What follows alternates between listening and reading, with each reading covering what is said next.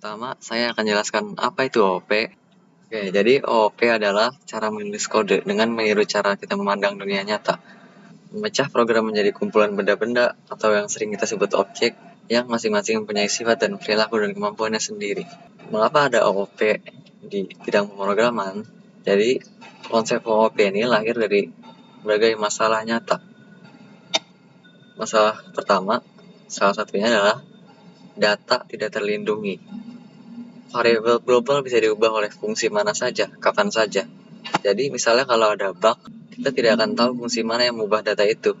Jadi ini ibarat mencari jarum di antara jerami-jerami, sehingga kita tidak bisa melakukan isolasi masalah saat terjadi bug.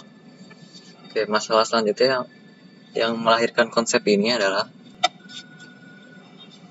kode yang sama ditulis berulang-ulang kali. Oke, jadi bayangkan kita sedang membuat sistem dengan user biasa dan admin. Keduanya punya nama, email, dan bisa login. Tapi di prosedural, kita terpaksa nulis logikanya 2 kali di tempat yang berbeda. Sehingga mungkin ini akan menyebabkan borosnya tenaga dan menyulitkan proses debugging. Saya Yuda Hermawan ingin menjelaskan tentang Object Oriented Programming Fundamental Concept. Di sini saya akan menjelaskan objek, class, property, and method. Pertama-tama mari kita masuk ke objek. Objek itu apa? Objek adalah sebuah benda, baik di dunia nyata maupun di dunia maya, bebas bendanya apa. Kalian bisa membuat kendaraan seperti mobil, ataupun makanan seperti kue. Untuk membuat sebuah objek, kita memerlukan yang namanya class. Class ini apa? Class bisa kita sebut sebagai cetak biru yang akan digunakan untuk membuat objek. Dengan satu class, kita bisa membuat berbagai macam objek. Seperti kita ingin membuat kue, kita memerlukan class yang namanya kue. Dan untuk membuat objeknya, kita tinggal menambahkan sintaks kue A, new kue. Nah, dengan satu class kue ini, kita bisa membuat berbagai macam, yaitu kue A, kue B, kue C, kue D, dan seterusnya. Dan di dalam class ini, terdapat yang namanya property and method. Property adalah ciri fisik dari suatu kelas. Ciri fisiknya tuh bisa berupa apa? Ciri fisik dari kelas kue itu adalah publik, rasa, dan warna. Rasa dan warna merupakan ciri fisik dari kelas yang kita buat. Sementara metode adalah perilaku yang bisa dilakukan oleh objek yang kita buat. Objek yang kita buat adalah kue. Jadi perilaku apa yang bisa dilakukan? Yaitu adalah memakan objek tersebut. Public function makan, eko nyam-nyam. Nah, di sini echo digunakan agar function yang kita gunakan atau metode yang kita gunakan tampil di browser kita.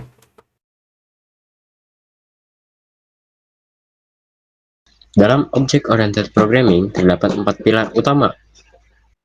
Yang pertama ada encapsulation, yang kedua ada abstraction, ketiga ada inheritance atau pewarisan, dan yang keempat ada polymorphism atau banyak bentuk. Oke.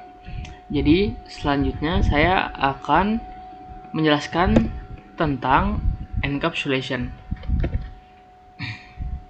Nah, apa sih encapsulation itu?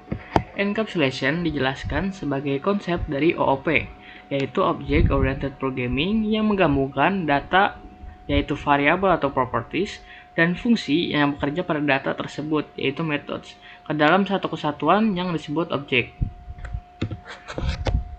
Nah, di sini saya sudah memberikan contoh kode sebelum menggunakan encapsulation.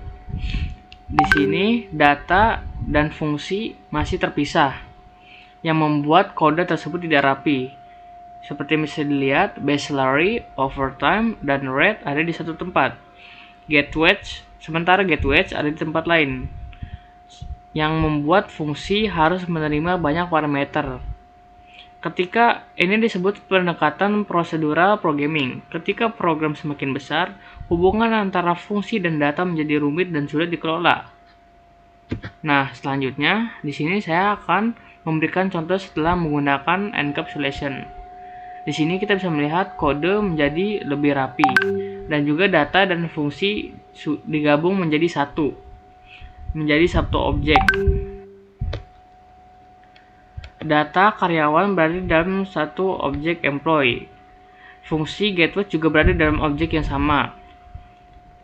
Fungsi juga tidak perlu menerima banyak parameter karena datanya sudah ada di dalam objek. Sekarang kita masuk ke konsep abstraksi.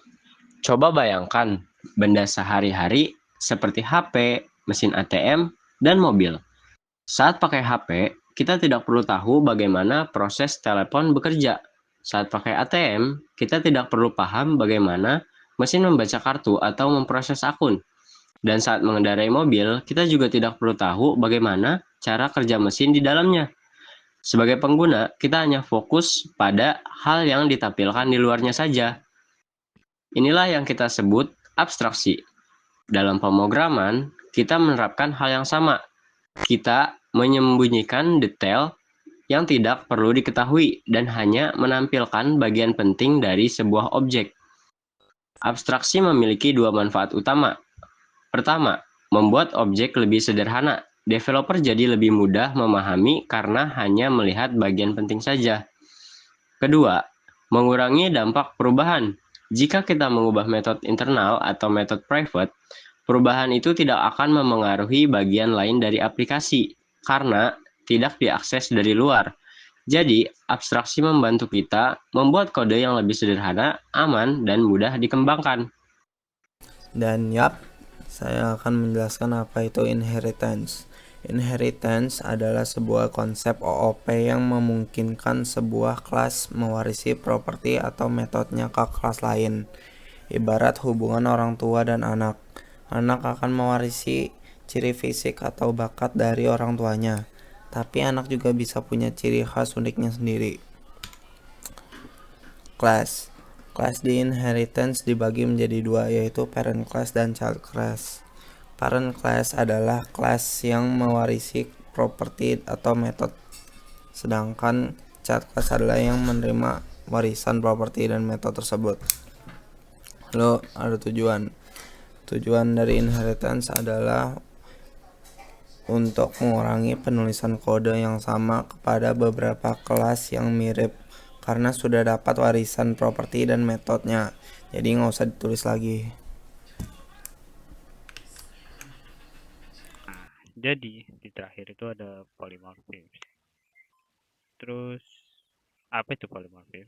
Polymorphism adalah konsep dalam OOP yang memungkinkan suatu metode atau objek memiliki banyak suatu bentuk atau perilaku yang berbeda. Kata polimorfis berasal dari bahasa Yunani, yaitu poly yang berarti banyak dan morph yang berarti bentuk.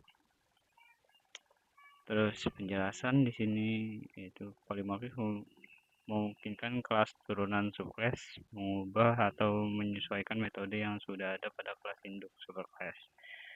Dengan demikian, metode yang memiliki nama yang sama dapat memberikan hasil yang berbeda sesuai dengan objek yang memanggilnya.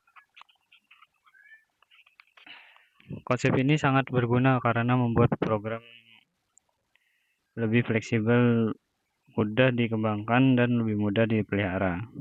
Programmer dapat menggunakan satu metode yang sama untuk berbagai jenis objek tanpa perlu membuat metode yang berbeda untuk setiap objek. Contoh sederhana itu misalnya terdapat kelas hewan yang memiliki metode bersuara burung. Yang pertama itu ada anjing bersuara burung menghasilkan meong. Kalau anjing bersuara burung menghasilkan guguk. Walaupun nama metode sama yaitu bersuara burung, setiap objek memiliki perilaku yang berbeda sesuai jenis hewannya. Terus ini contoh codingan di Java yaitu ada class hewan, itu kurang lagi nggak tahu namanya apa, pokoknya void, terus ada void, ada bersuara, sistem out print itu suara hewan. Terus yang untuk yang kucing ini class kucing extend hewan override itu void bersuara nanti menghasilkan suara meong. Untuk yang anjing, kalau anjing nanti bakal bersuara jadi guguk. Jadi pas di sistem outprint bakal menghasilkan tulisan guguk. Jadi kesimpulannya itu polimorfisme adalah kemampuan suatu metode atau objek untuk memiliki banyak bentuk atau perilaku yang berbeda. Dengan menerapkan polimorfisme, program menjadi lebih efisien, fleksibel, dan mudah dikembangkan karena satu metode yang dapat digunakan oleh berbagai objek dengan hasil yang berbeda sesuai karakter objek masing-masing objek.